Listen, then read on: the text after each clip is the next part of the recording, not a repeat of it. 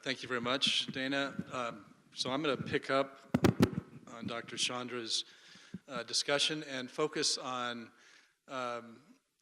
in particular, how comparative effectiveness research and the further evolution of evidence-based medicine can facilitate innovations under health reform, such as value-based insurance design. I just have 3 or 4 slides that I'll go through.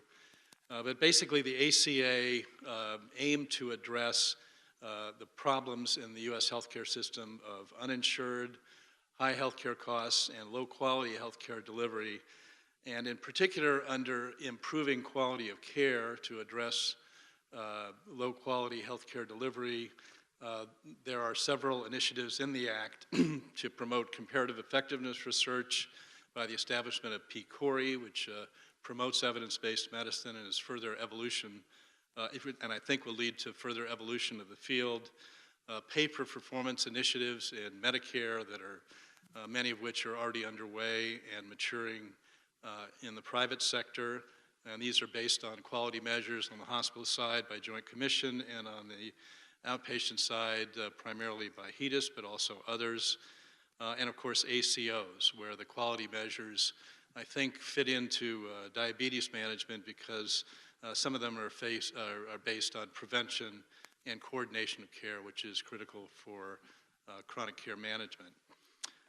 So medical technology is certainly a cost driver, and studies by Newhouse and Cutler several years ago estimate that about half of the rise in healthcare costs are due to use of new medical technology. I think what's interesting under CER is that there's a focus which is exemplified in the 2009 IOM report on priorities for CER, emphasizing systems of care and evaluating different systems of care and evaluating different types of services, not just drug versus drug.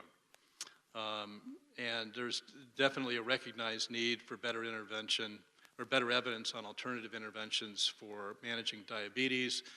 This includes diagnostic, therapeutic, and systems or strategies. And this in particular was in the top quartile of the IOM report.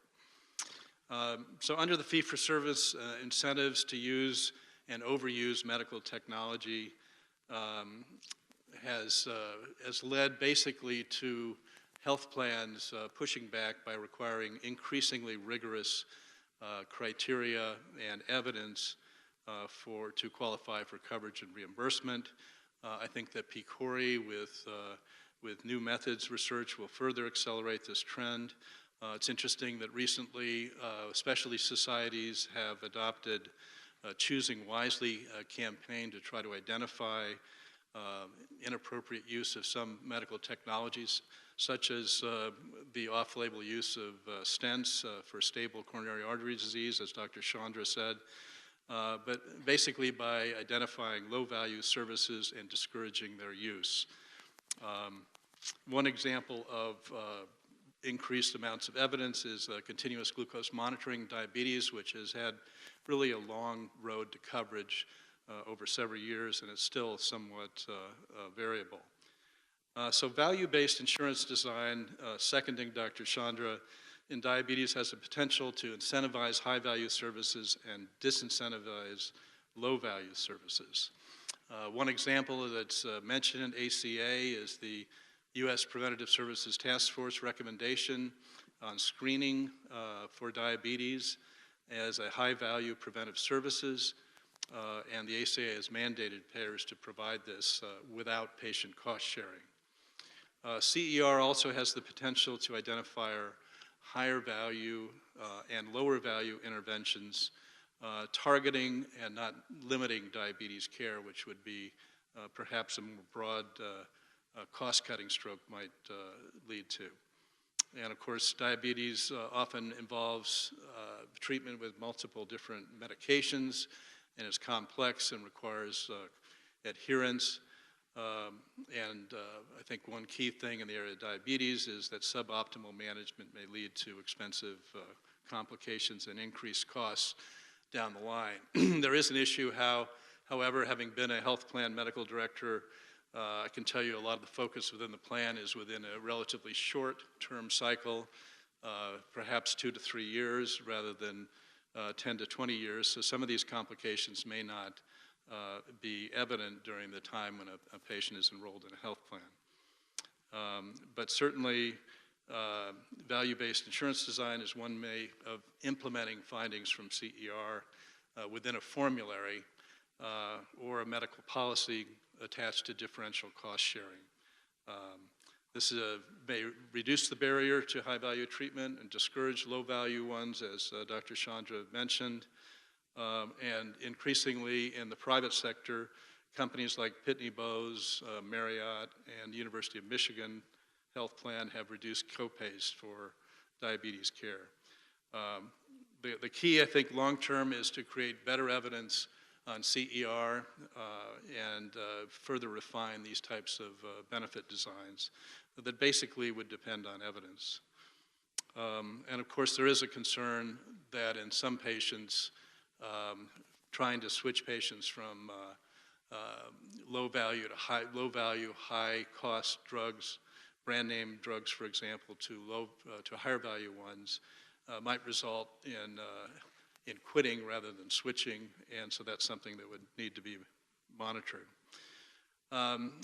A number of us here were co-authors on a paper published in the American Journal of Managed Care in February 2013, talking about CER in formulary design, a case for diabetes, and we basically came up with 3 basic principles for incorporating CER into formularies.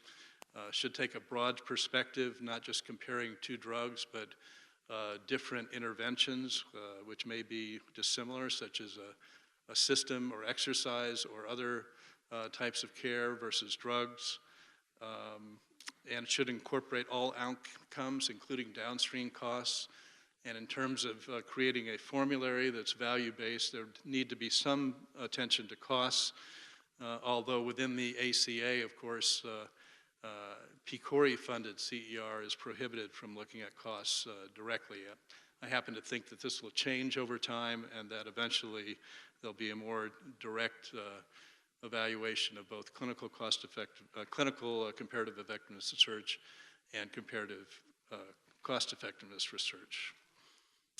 So basically, I think the future of CER is good, and that it will increasingly be applied to these types of value-based insurance designs, formularies or medical policies with differential copays to promote high-value care and discourage low-value care.